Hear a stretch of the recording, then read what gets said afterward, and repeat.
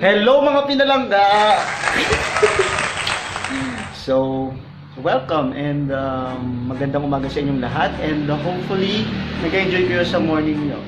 So, ngayong umaga ay tuturuan ko kayo the proper way of how to fold ng damit. Pagtutupi ng damit.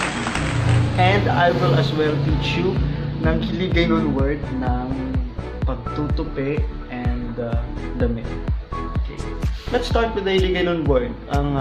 Yes, sa lahat po ng mga nag-online class natin dyan, mga students, makinig kayo dahil dito nyo lang yan matututunan. Hindi po ito Zoom meeting. So, ang Hiligaynon word po sa pagtupi is T-pig. Repeat with me, T-pig. T-pig. So, T-pig, Hiligaynon word for tupi. And damit po is Hiligaynon word ay bayo. Bayo. Paalala lang po natin na ang pagtutupi, pagtipig ng bayo ng damit is mga professional folders lang po yung nakakagawa nito. Folders. Hindi po. Mga professional lang po na talagang pinag-aralan yung pagtutupi ng damit. So, kung ikaw na you're watching this video, you are so lucky, napakaswerte mo. I will teach you the techniques, step by step, kung paano po natin matutupi yung damit ng maayos.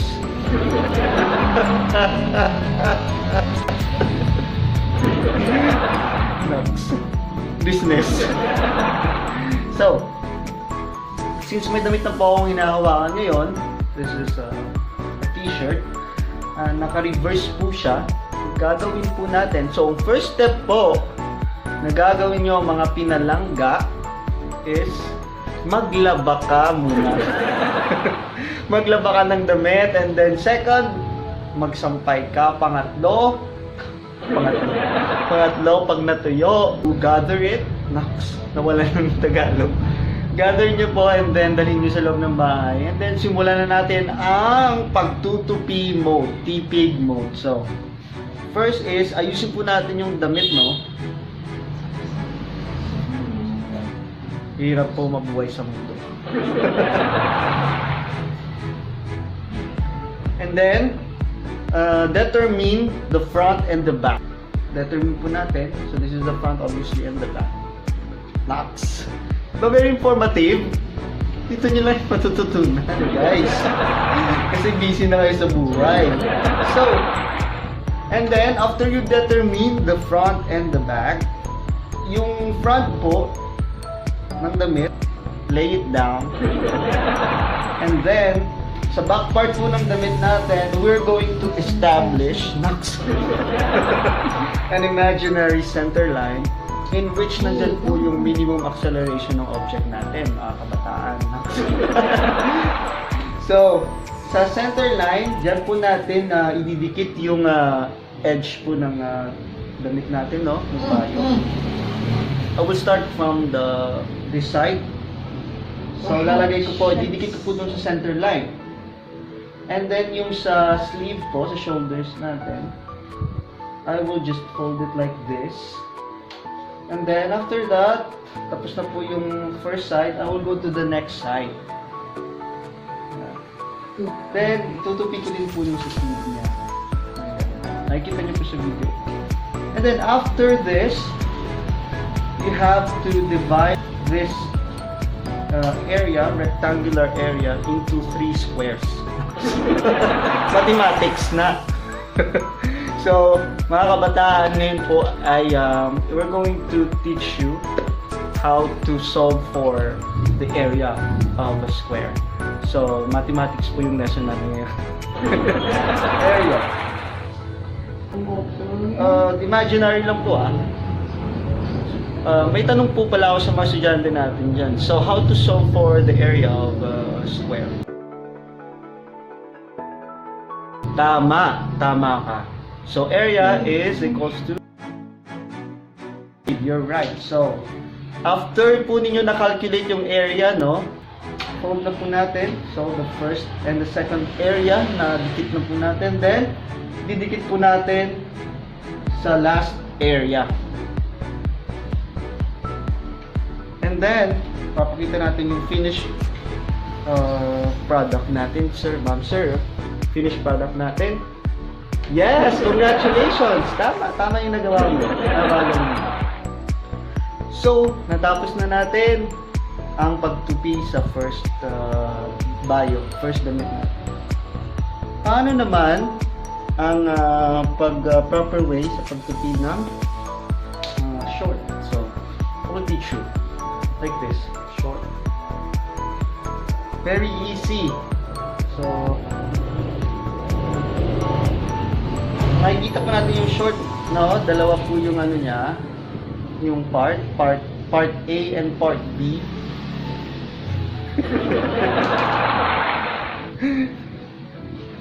So, yung part A and part B, ko-combine po natin in dito po. So, gagawin mo lang. So, ngayon, isang part na lang po sila. Combine na natin yung dalawang part. And then, pag na-combine nyo na po, then you will just fold it this way. And then it's done. Ganito lang po kasimple. If you want to save some space, then itupin nyo pa po, then itupin nyo pa po, then itupin nyo na hanggang sa lumit. Very informative po, no? Ng mga alam kong pinatuloy. So, ano pa? What if naman po yung mga ganito, yung mga pants? So, pants po ang gagawin natin. Ayusin po muna natin.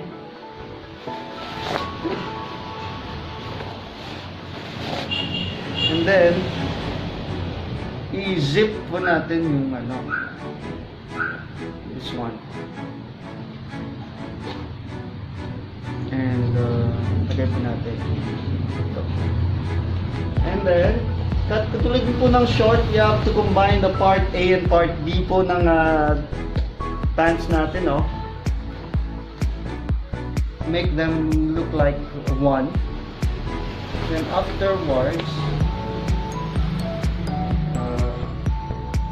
madali lang po to. So, diretso na po natin sa taas. And then, fold po natin ulit. To conclude this video. Yan. So, congratulations! Nagawa mo ng maayos ang pinapagawa sa'yo ng nanay mo. So, paalala lang po sa mga kids natin, sa mga kasama natin sa bahay. Tumulong din po kayo sa mga gawaing bahay sa household chores. I'm in actually vacation right now. So, sa lahat po ng mga bakasyonista natin, hello sa inyo dyan. Dahil nasa bakasyon ka, isa kang dakilang katulong. So, dahil, this is the only time that we have to serve whom we love. So, it's not a burden, hindi po burden sa atin to. Sa mga bata po, tulungan po natin yung mga parents natin sa gawaing bahay, katulad nito. Meron po tayong, very busy po kami mga student, marami po kami ina-answer ng mga modules. Ang dami-dami po kapag po ng module na ina-answer namin. And of course, kailangan po marunong tayo kung paano mag-schedule ng time. Time management, ika nga mga pinalangga.